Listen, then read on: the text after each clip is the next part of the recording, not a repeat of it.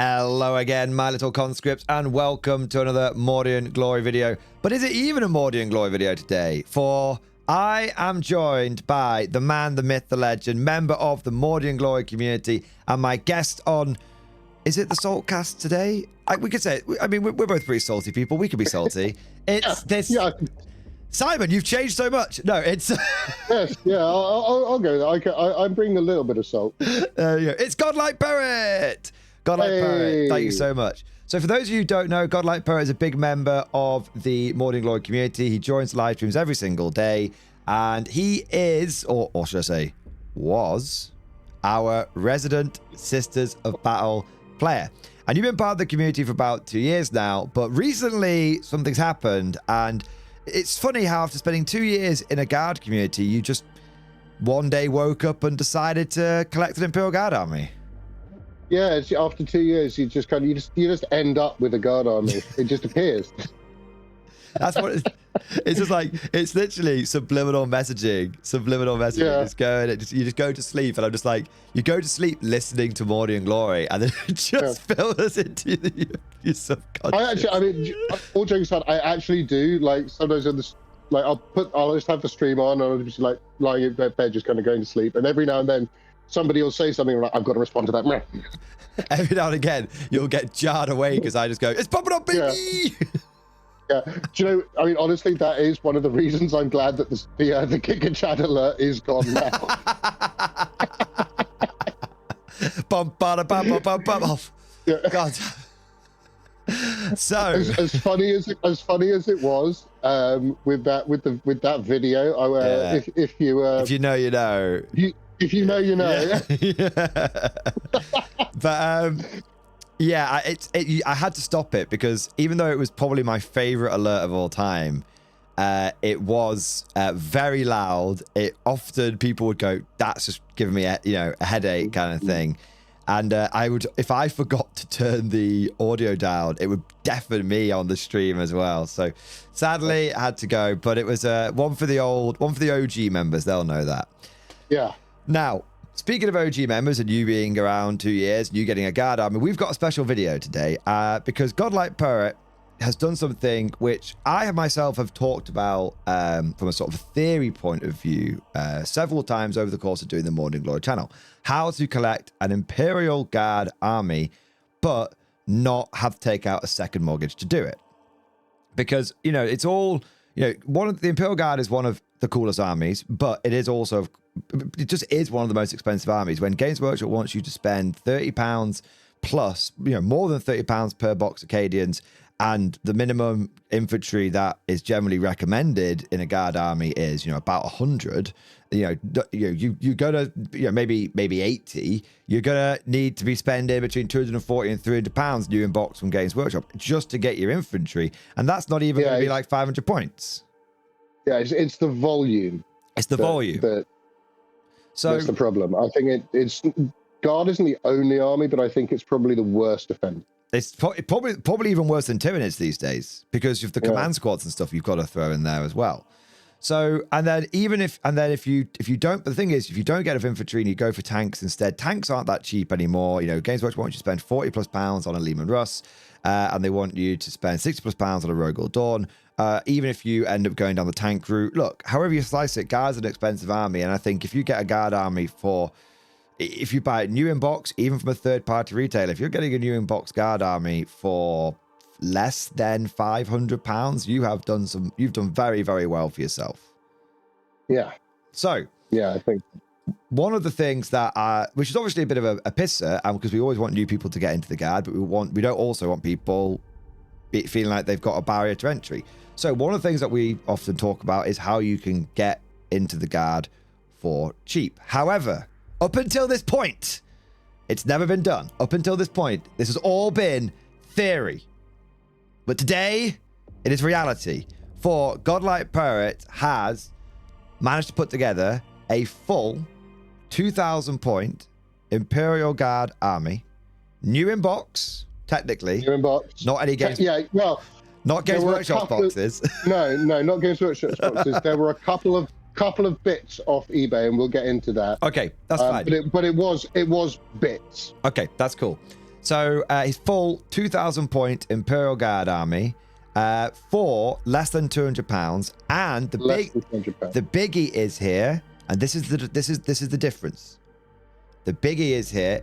It's not a SKU list where he's just gone on. It's not a SKU list. There are tanks and stuff in there, and I would also say it's an incredibly good foundational list. Whereas if the meta was to shift tomorrow, GodLikePoet could still take his list into the meta with confidence. If a new addition came along, I see no units in what he has built which would need to be replaced. You know, they might go up and down in efficiency a little bit, but we're not talking about anything that's going to get wildly shafted by a shifted meta or addition, which I think is massive.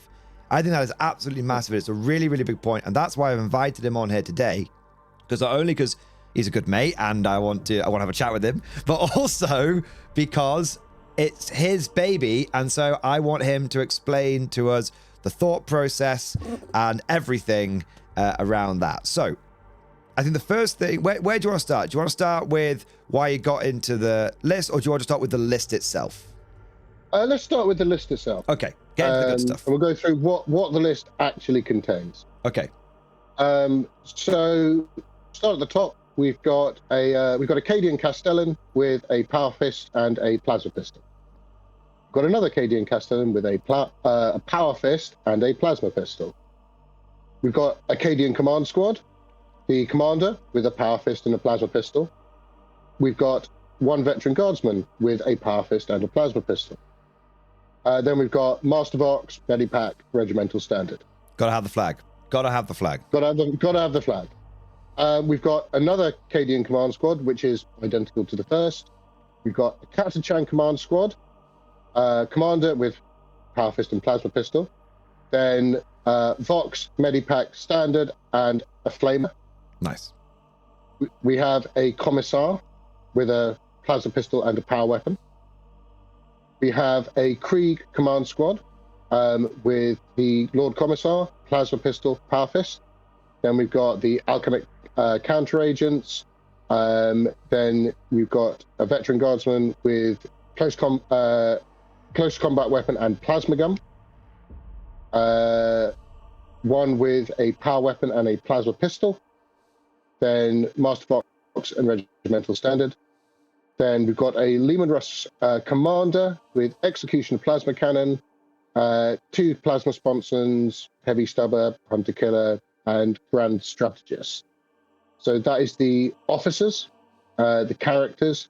Then battle line, 40 Cadian shock troops, 2 units of 20, all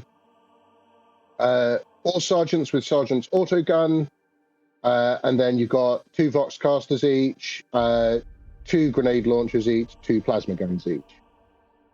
Then 20 Catachan jungle fighters. Sergeants, don't think you've got any options there, but then you've got Vox casters, and then you've got 4 flamers. Then you've got a Krieg squad, 20 man.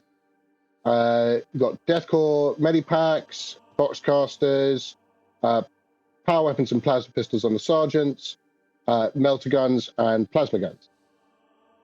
Then you have got 3 Catachan heavy weapons teams, so 9 models in total, and they've all got mortars. So 3 squads of 3, all with mortars.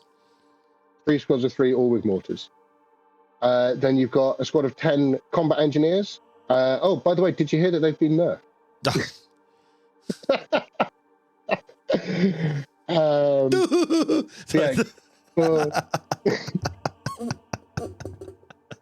Again, that's if you know, you know. If you're on the stream, you know. Yeah.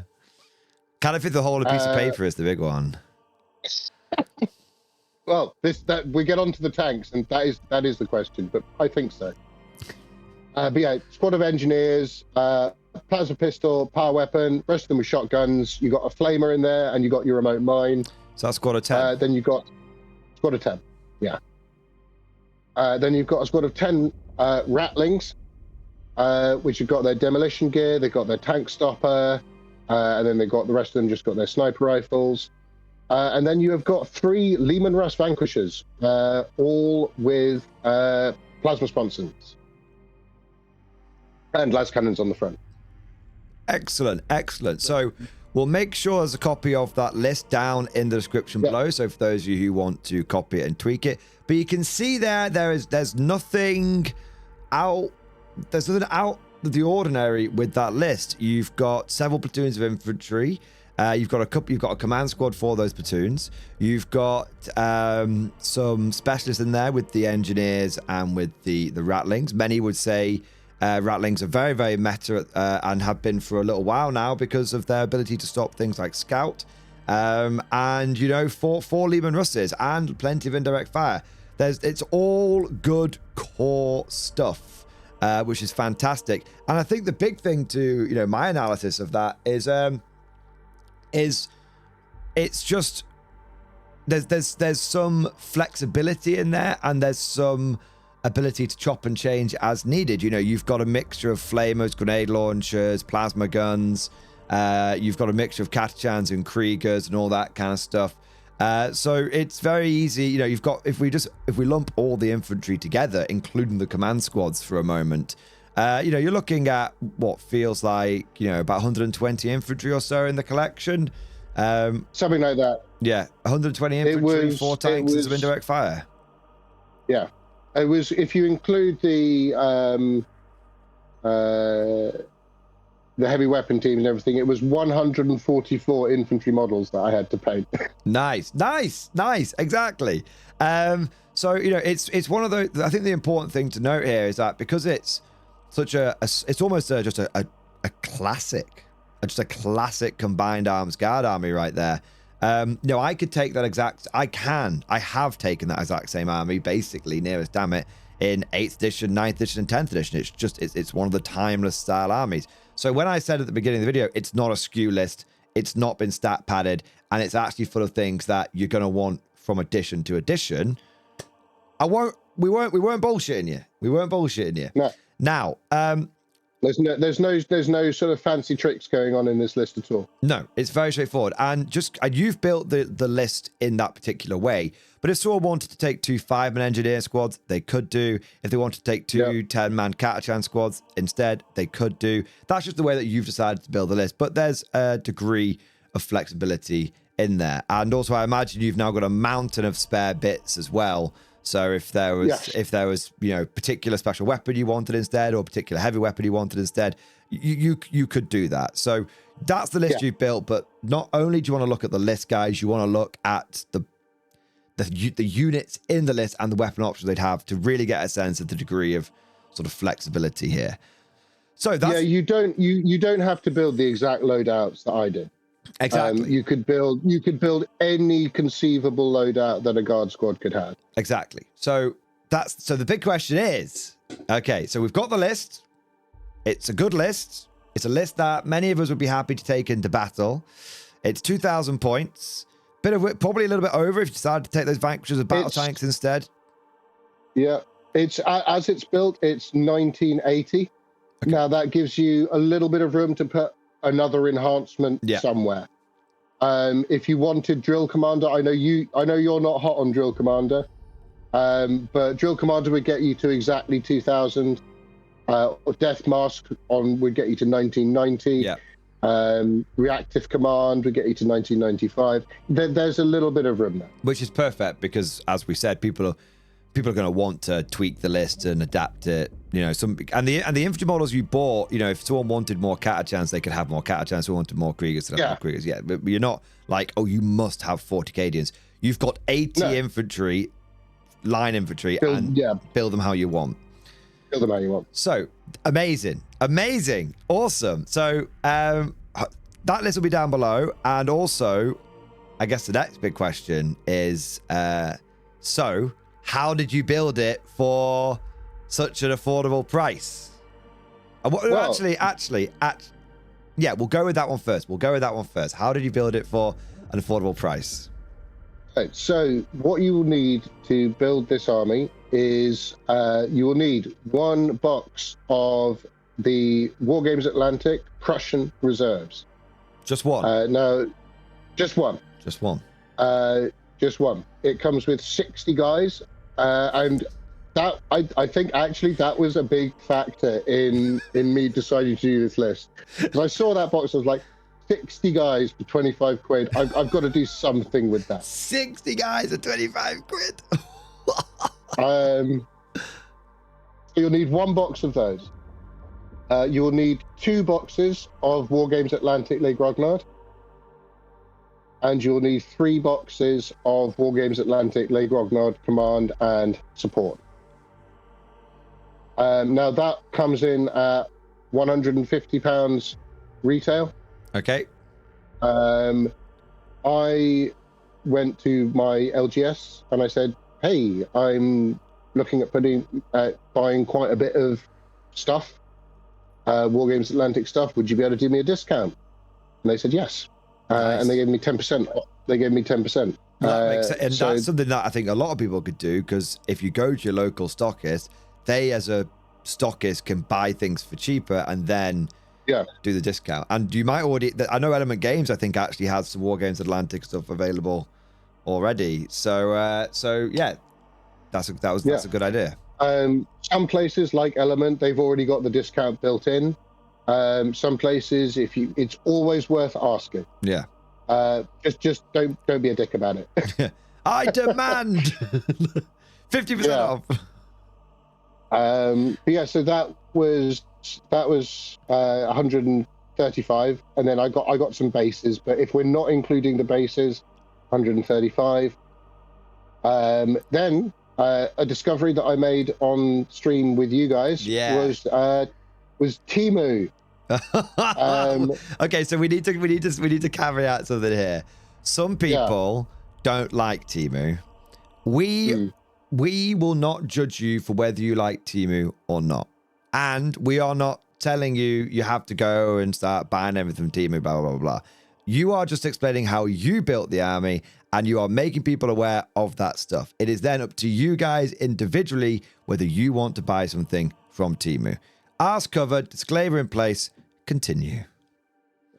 So on Temu, it turns out that you can get a Lehman Russ for, I think it was about 6 quid, 7 quid. So I went and got 4. 4 Lee Russes for £28. Thank you very much. 26, 28 pounds, something like that. God. I think it was, because I did all the calculations, so it's £27 and 4 pence for 4 Lehman Russes. Got to remember the 4 pence. Yeah, absolutely. And then in order to kit those out how I wanted, now again, this is something you don't have to do. If you're just happy saying that the las cannon sponsons, a plasma cannon or whatever, because they come with las cannons as sponsons, which is obviously an option that you can't take. If you're happy just saying they're plasma cannons, whatever, you don't have to replace them. I chose to, because I would quite like to go to tournaments with this army. And while a lot of WYSIWYG has been relaxed in 10th edition, I think that people would still be a bit like, not sure about that. Yeah, you've got, it's again, like, you don't care if the sergeant, who could obviously have a plasma pistol, but it's a model from when he had to pay for it, so he didn't. Everyone just assumes every sergeant's got the best loadout they've got right now. But on a Lehman Russ, you kind of need to know the difference between a plasma cannon and a las cannon. Yeah. And I know, and everybody just automatically assumes that every vehicle that can have one has a hunter killer missile. It's fine. Nobody cares. Which is a really interesting shift from what I understand 9th edition was like.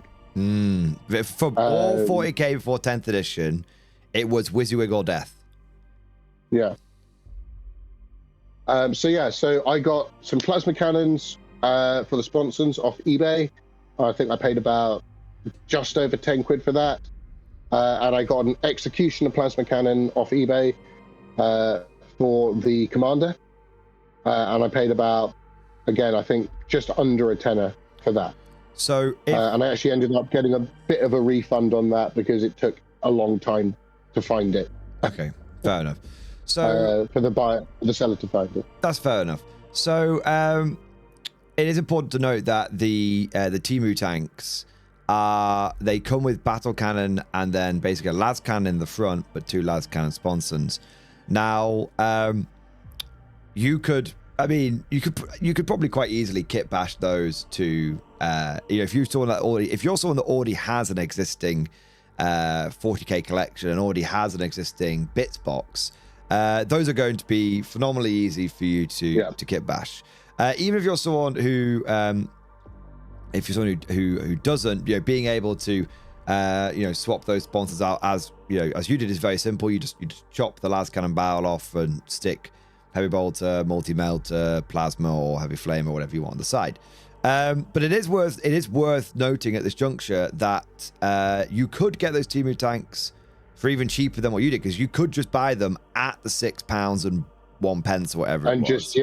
And just that's it. That you don't do anything else with them. And so you had almost had an additional £20, we'll say approximately £20 cost on top of that. But you could, and then you had the bases on top, which you went for a specific kind of base, which are actually a little bit more expensive, but you can just get 100 bases off eBay for about a tenner. So yeah, if you weren't bothered about the bases, you could. I mean, as with the bases, the total was higher, but when looking at without the bases, I also, and I'll get onto this in a second. I also bought some stowage. But you say it's interesting that you say that they come with a battle cannon. I would argue if you look at the cannon that comes on those Temu tanks, if I showed you a Lehman Russ battle cannon and a Vanquisher cannon, and then I showed you that, and I said, which one of those is that? I bet you would say that's a Vanquisher cannon. Well, I've long maintained that the battle cannon and the Vanquisher cannon look so similar, and in fact, for the longest time when I played before Vanquishers were any good, and even then, I'm very consistent with this. I basically just have everything with Vanquisher cannons because I just think they look better. And so, because it's just, I think the regular battle cannon's a little stubby. So for me, it's just like, you're almost getting two weapons in one. You know, if the meta shifts and battle cannons are better, just use with battle cannons. If the meta shifts and Vanquishers are better, use with Vanquisher cannons. And you don't need to change a single thing about it. You just establish at the beginning of the game, all these are battle cannons. There's not one's different to the other. They're all the same. Yeah. So what was the total? So the total without bases, and the last thing I bought was it was from Rubicon Models. It was one of the German Stowage 2 sets. Okay. And that comes with a whole bunch of stuff. That actually comes with, and if you'll when Evan edits this to put the pictures in, you'll see that every Russ has got like a machine gun, a stubber. Oh, nice. On the turret, and that's where those came from. That's cool. So yeah, it's quite a nice kit. You get quite a lot of stuff that you could use for other projects as well. And how much was that? That was about 12 quid. Okay, so how much was it if we include your bases? Yep. How much was that? Because we'll sort of go down from like what's the maximum that you spent, but what you could have spent if you wanted to spend the minimum to achieve the exact same thing. So what was the maximum that you personally spent? Take into account that you wanted to get some extra bits and you also wanted some specific bases. What did you... The total was £230.49. Okay. Now, if we take out the bases and you just got sort of cheaper ones from eBay, or you've got spare bases, how much was it without the bases? Without the bases, it was £196. Okay. 49 pence. And then if we take out, let us say we take out the Executioner turret and the German stowage, but we keep the other bits because someone might need to get them for if they don't have plasma cannon sponsors and stuff. It doesn't have to be an exact number, but just roughly. Let's have a quick look, because if you take out so let's say 10 quid for the plasma cannon sponsons, and you get rid of the stowage, which was about 12 quid. So get rid of about, let's say minus 25. Yeah. 171.49. And so that would be for essentially just the models. Just the models. And no extras. No extras. And so that is if someone wanted just let's round up to, let's say, 180 for them, because they had to get bases because the war games Atlantic also come with the bases. But you can literally get several hundred bases off eBay for like a tenner. It's ridiculous. So if we say about £180 for the whole army, that's a good deal. That's not bad at all, which is actually pretty incredible. And I think it's kind of mind-blowing when you think how much the third-party market has begun to evolve to accommodate this kind of stuff. And so, you know, if you're someone who's always fancied an Imperial Guard army, but maybe you don't want to, you know, break the bank on it, this could absolutely be an option for you. Or if you're someone that wants to get into Warhammer 40k, you want to play Imperial Guard, but, you know, your hobby budget is what it is, you've got to be respectful of everyone's financial situation. This could also be, you know, a very important thing.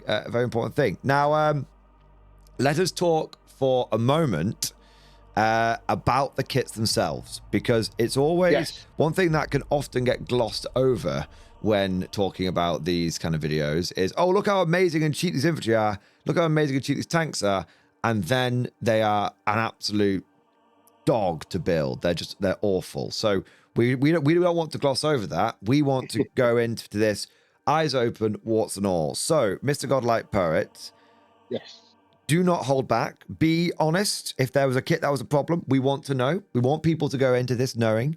If there's a kit that was a problem, let us know. And if there was a kit that was particularly stand out, let us know. Or if they're all basically fine, just wax lyrical for a bit about the kits. Well, let's start with the Prussian reserves. They're a very, very basic kit. It's you get the whole body holding the gun like that. In one piece, and then you get a selection of heads that you can put on. So it's very limited in that respect. But all I wanted them for was just for the guys with the rifles. So in that sense, they did the job. I will say that the rifles themselves, particularly the bayonets, they're very fragile. So you've got to be really quite careful. That I had a couple that came very close to snapping off, and I think one that did, and then I had to mend it, and I actually lost, because it's a tiny little bit of plastic, and it just snapped off and disappeared into the warp.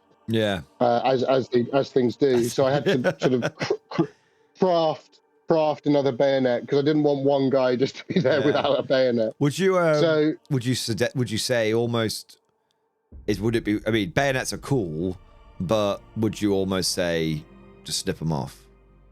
If you didn't care about the bayonets, you could. And it wouldn't affect like the look. I don't think really negatively. If you just took the bayonets off all of them, you absolutely could, and it would be really easy to do.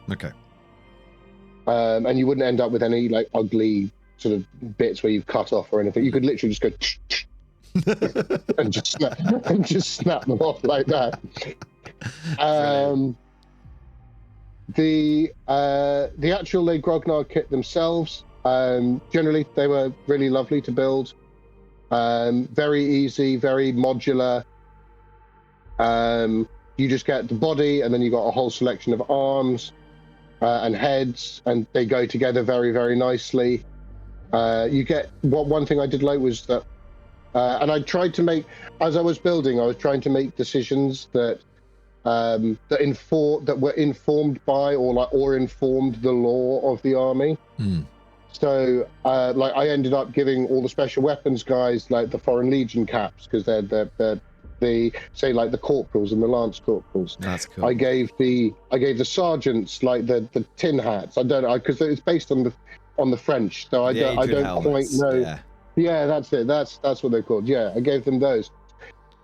Then when we get to the officers, I gave like each different type of officer in the command squad, because I had the law for the command squads is that, well, okay, so the command squads are officer cadets. They're not full officers yet. And then you've got one officer who's got the bicorn hat, and they are like the lieutenant who is leading the command squad. So it's like, just little decisions And actually, that's a process that I would recommend anybody goes through when they're building their army. Is don't just build it because it's the first bit that you come to. Actually, try and think of how the build is going to inform and create the lore for your army, because that's half the fun. Is that they're your guys. They've got their own stories. 100%. Sometimes I feel like we're all trying to rush to our 2,000 point tournament lists, and along the way we shouldn't forget why we do this instead of a video game, which is we are trying to create our dudes. And I think one of the most beautiful and amazing things of Warhammer 40k, and one thing that I think it does so well and why it's such a long and enduring universe and game, is the love and the passion and the connection that people pour into their armies. Absolutely. Absolutely, I agree with that. I know that you've become much more interested in the lore just recently. Yeah, I've had a bit of a renaissance. We won't go too far down this rabbit hole. Yeah. But for pretty much all of 10th edition, I've been like competitive, and I've started to sort of, I've got that. I've done a lot of that now, and I'm starting to almost relearn. For a time I forgot myself, but I'm starting to relearn different aspects of the hobby, including just painting things to enjoy them, not just getting them ready for a list and injecting lore into my army. I've started developing for the first time in literally years, developing and advancing the lore around my Mordians and adding new vehicles to them, and why have they got new vehicles over having the same old ones and all that kind of stuff. So yeah, it's very enjoyable, and something that I had forgotten, but one that I'm glad to be relearning. I absolutely agree with that. The Logrognods, they were fine, and honestly, one of the best things about the Logrognon is that they come with like just acres of just bits. That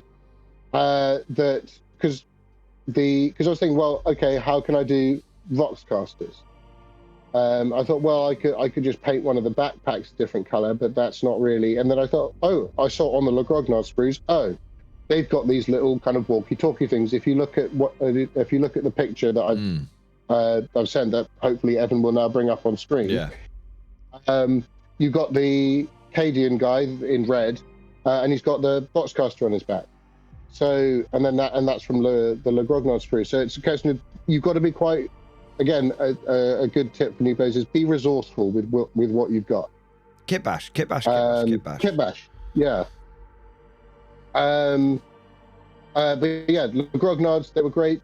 There were a few annoyances. There were a few sort of arms that I had to snap off along the way, because I was like, oh, I got to the end. I was like, oh, actually, I've got a better option for that. So let's go back. Yeah. When I opened the officer sprue, and I was like, oh, these arms look, these pistols look better. Okay. So that was more of a journey that you went on, not necessarily a limitation of the kit, but yeah. That was a journey I went on rather than a limitation. What do they teach you? What do they teach you in school? Read all of the instructions first. Don't just do them one at a time. Yeah, so absolutely. You should have remembered that. You should remember that lesson. Yeah, I should have done. Yeah. But yeah, one annoyance was that there weren't an awful lot of like you had for the sergeants and for the officers, you had the pistol arm, and then you had the close combat weapon, and they were all right hands. Right. You did have a couple of, I think, like left-handed pistols in there, but they didn't have the right look or whatever. But it was just annoying that you couldn't have. I ended up that I couldn't have a guy with a sword and a pistol in that I like the look of. But I learned to live with it. Well, it's still an important thing for people to be aware of. Yeah.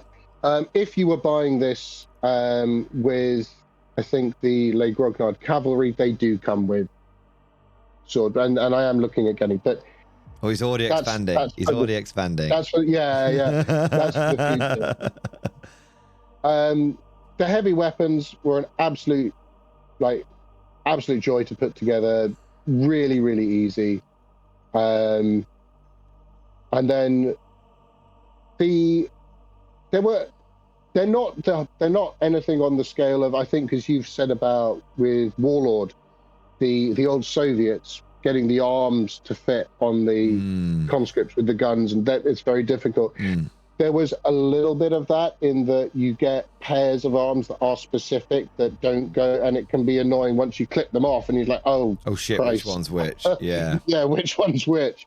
And then some of them, they don't quite fit, and you have to be a little bit creative. But generally, it's like, I am not a good hobbyist. If I can do it, then anybody can. Fair. Your mind has been dulled by the monopose GW kits. yeah, exactly, yeah.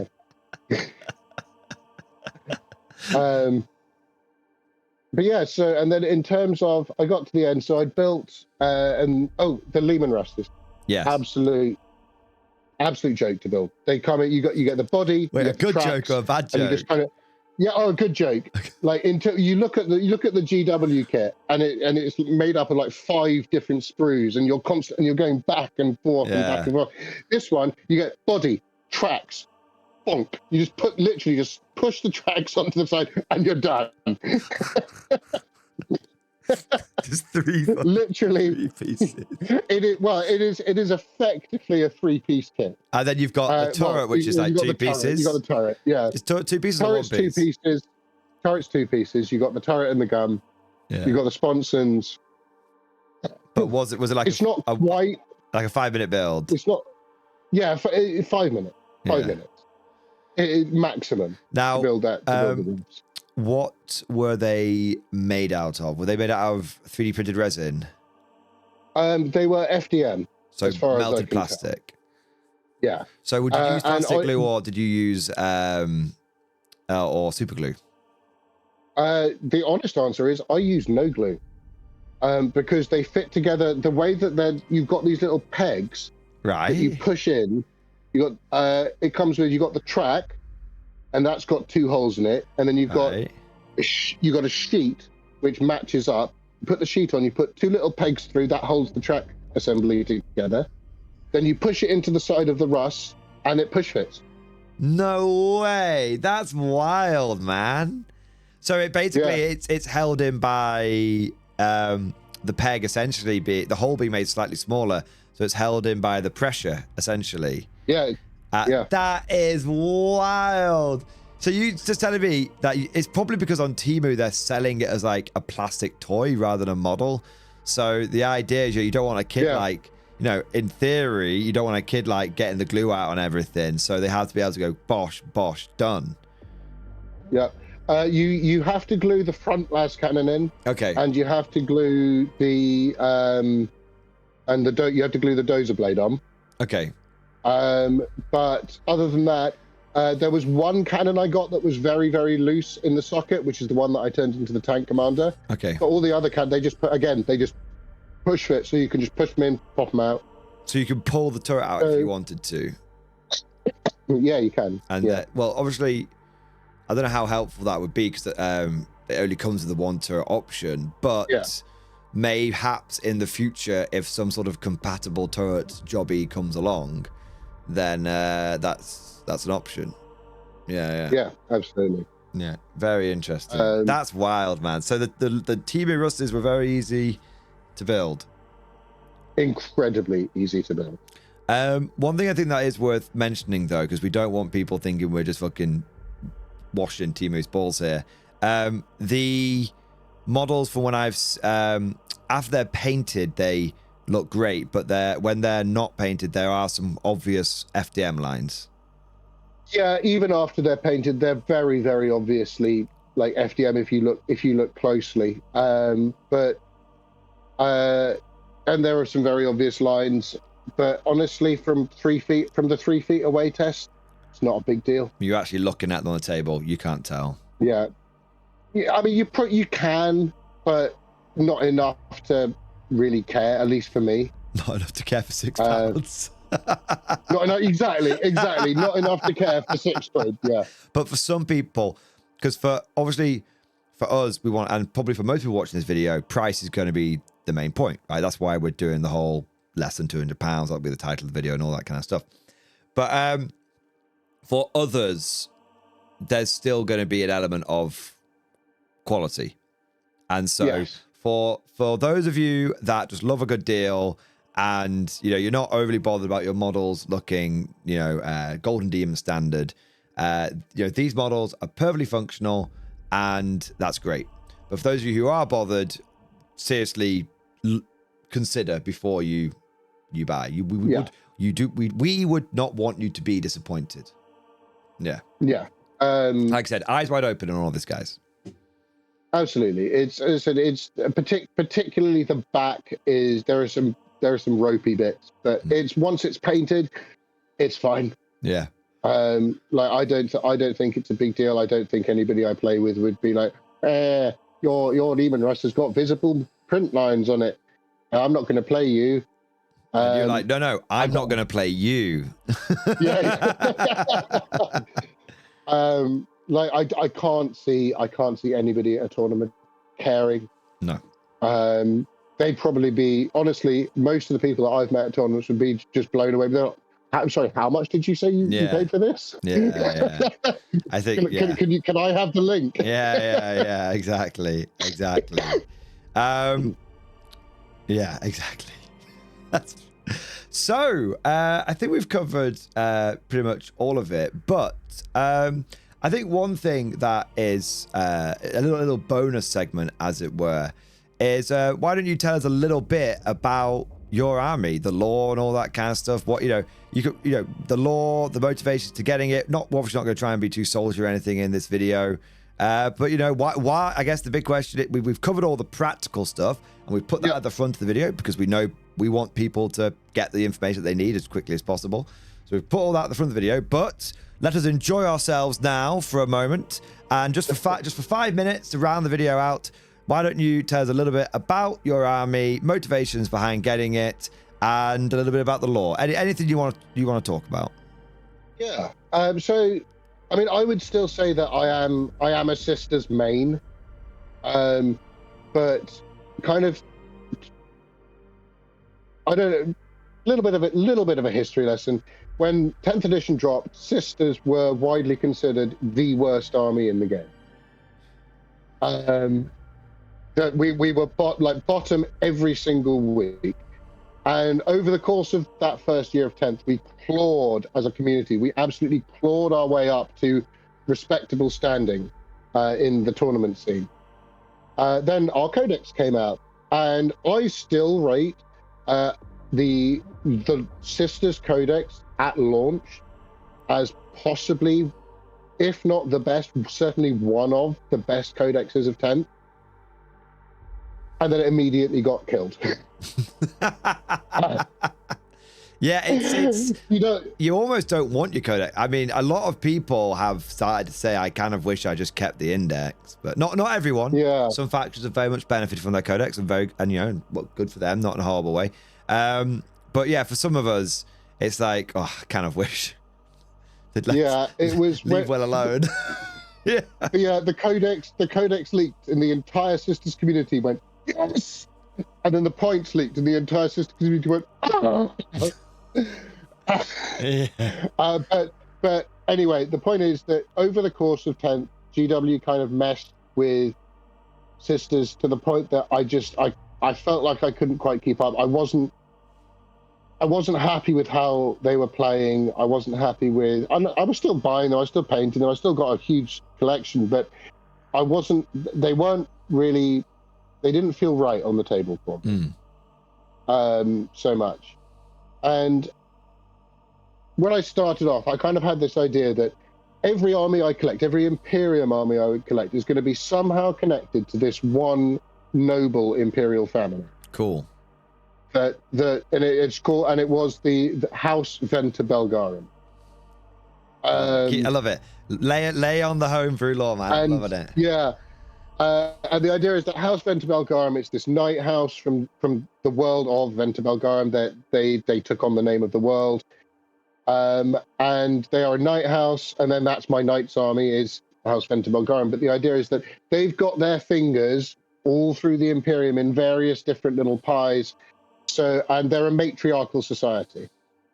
So like you've got two of the eldest daughters are Inquisitors. One of the third daughter went into the Sisters of Battle, and then that's how my Sisters of Battle army ties in. And then the idea is also that the planet it needs to make a tithe of guardsmen. So this is effectively it's their private army. Nice. But also it's their official tithe. And the idea is that they're a night house that goes back sort of the knights that they're driving, the big one particularly, Wilhelmina, the Sarastas chassis, is pre-heresy. She is older than the Imperium itself. Wow, that's cool. And so you've got that they have got a long history of service to the Imperium. And so I named them the Ventabelgarum 8504th. 8,504 because they've raised so many regiments. And that's the official number. That every year it goes up. Every Imperial year it goes up by one, and that's the official number. But who knows what the actual number of how long they've been doing it is? Yeah. And then the idea was that the men of the society, they go into the guard for the most part. And then the women of the society, they go into sort of the higher positions, and they form those who do go into the military, they form the officer corps of the regiment. And then as people go through and they get promoted, then they become the NCOs, the sergeants, special weapons teams, etc., etc., etc. And so that's why you've got just the basic guys with their flintlock rifles. And then you've got the Le Grognard with better kit, better gear, better weapons. So yeah, it's about working with the limitations that you've got with the kits that you've got to try and tell a story. Yeah. Like with the riflemen, because I ended up that I had a whole load of kneeling bodies, and it's like, well, I don't want to do like a whole, like I was thinking I could do Kazakin, but I want to do the bulldogs. I want to do bulldogs for the Kazakin and Scions. Nice. So I thought, what can I do? Well, I thought, well, okay, I've got 9 sniper rifles from the support sprues. I'll make a unit of. They won't be Ratlings, but they'll be the same height as Ratlings because they're kneeling down. So I made a unit of riflemen. Because I love sharp. Yeah. Now that's soldiering. And then exactly. And it also fits with the idea of they can't be ordered because riflemen don't listen to regular officers. They're just off doing their own thing. Yeah, I like that. And then came the limitation of, well, I've only got 9 sniper rifles. I can't kit them all out, and I need something for the tank stopper. I looked in the Rubicon box that I've got. That comes with a Panzerschreck. So I'll give one of them a Panzerschreck. Nice. And that's the tank stopper rifle. So yeah, it's about building the lore. It's about working with the limitations that you've got to try and make something that's interesting. And at the end, that aren't in the list, I ended up with 2 spare officer bodies. So I actually got Creed and Strachan out of it as well. Nice. Yeah. Strachan's my boy. Yeah. And then the idea is that it's all color coded, so different types of units wear different color coats. So you've got yellow or gold is the officer color. So you've got officer cadets of various ranks accompanying the specialists. When you look at the Ratlings and the engineers, you'll see that they've got a gold coat with them as the sergeant, who's actually like an officer cadet who's learning the ropes. And I wanted that as part of the story, that actually the officers, they're not just people who just sort of stand at the back telling other people what to do. Like every single officer has gone through medical training, box training. They've held the king's colours. Yeah. That they've gone through special weapons training. That they've gone through specialist unit training of some sort. So that, like, the idea is that every officer who makes it to the rank of lieutenant, is a competent leader. I really like that, because it's, you know, often when we are playing the game of 40k, you know, we see, and even though conscripts as a unit don't exist anymore, it's often seen as sort of masses of just shit munchers just sort of pushed forward into a meat grinder. But and there are guard regiments that absolutely operate like that. But it's that, you know, there's the other angle where you've got these worlds that have a very great martial tradition, who will put a huge amount of time and effort into training up their officers and everything. And then, you know, you've built this up in the lore and everything, and this is you've almost gone through. You know, I always like doing this when I'm building my guard, new units. I feel like I'm not building a unit, I'm raising a new unit for my army. Yeah. So you go through all this, you go through all of this. The building is the training. The building is the painting is part of the training and all that kind of stuff. And you finally put on the table. You've got this officer he's gone through his flag holding training, his medical training. He's gone through all his training, and he gets into his first fight, and a chaos mage just goes, fuck off. Just kills him in one go. It's like, oh no. But why couldn't we go against cultists? Like, no, you're going against horrors from hell. Yeah. Thank God you did that flag training. It really helped you in this scenario. But no, I love that element of I love that element of 40k, and I think it's, again, we said it earlier, but it's why I wanted to have this bit at the end of the video. I didn't just want to, like, oh, thanks, for doing all the fact stuff. Now let's, cut the video. I wanted to have that moment at the end, just where we could, and by the way, we're not finished, but I'm happy for you to, obviously keep chatting a little bit longer. But I just wanted to have that moment at the end where, we're not just building a cheap guard army here. We're raising a regiment. Absolutely. Yeah. Anyway, and I will say that in order for this particular, I mean, it builds this particular army, the particular boxes that I bought, the way that I built them, it builds a certain aesthetic. And you kind of have to be into that aesthetic for this to work, because if you build an army that you don't like the look of, why bother? But there are other kits out there, particularly from War Games Atlantic, that you might like the look of more. I mean, one thing that you could do, if you don't like the look of the shit munchers with their flintlock rifles held straight up, instead of that, for £25 more, instead of buying one box of the Prussian reserves, you get 2 boxes of cannon fodder. And then you get a much more sci-fi looking penal legion almost. Penal, yeah. And if you could just build those all with laser rifles, and it'll look fine. Yeah. And if you wanted to do the Le Grognar models all with different heads, they make fantastic looking kind of Vostroyan Firstborn if you put the Busby heads on them. Because you've got Shakers and you've got the big Grenadier bearskin hats, haven't you? Yeah. So yeah, you can kind of go for, and it's amazing the difference a head swap makes on the. Oh yeah. You can have the exact same body, but if you put a different hat on, somehow the aesthetic completely changes. Yeah. Well, we always said that with the old plastic Cadians, where no one actually ever put the original Cadian heads on the Cadians, because the kit was so old by the time it went away. Not in a bad way. I thought it aged like fine wine, to be honest. I thought so too. Yeah. It was so old that even Games Workshop started getting in on it and started, for like 6 months they sold a old Cadian guard upgrade sprue and all that kind of stuff. But yeah, you took that basic plastic Cadian and you put a parade ground cap on him, and suddenly with a single head swap, it looks like a Mordian, and and so on and so forth. So yeah.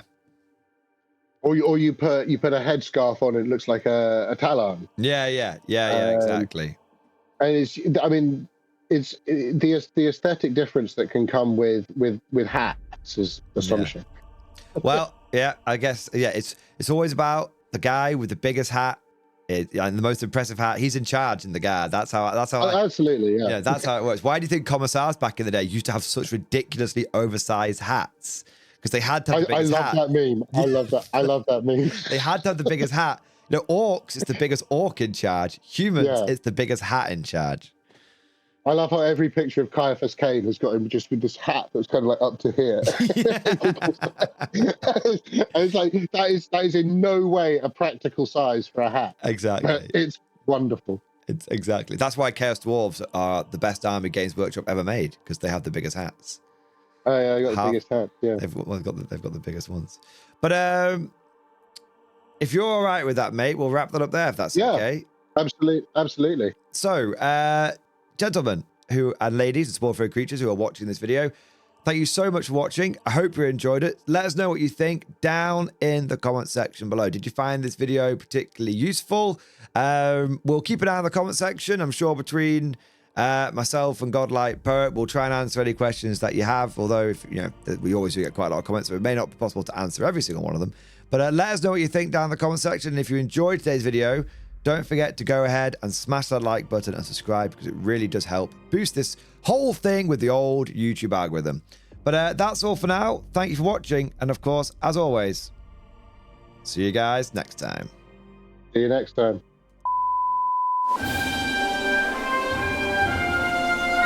Would you like to know more? If so, then please consider becoming a channel member or patron. By supporting the channel, not only will you be doing your part, but you'll also be helping me create more content for your viewing pleasure and unlocking a whole host of perks. You get everything from a badge next to your name, custom emojis, but the big one is access to the Mordian Glory Discord server, an online community with almost 2,500 active members. It's always popping off in the MG Discord. We've got channels for army lists, hobbying, tactics, stories, and even a pretty spicy meme section as well. For all you greenhorns that wanted to see the Mordian glory hole, today is your lucky day.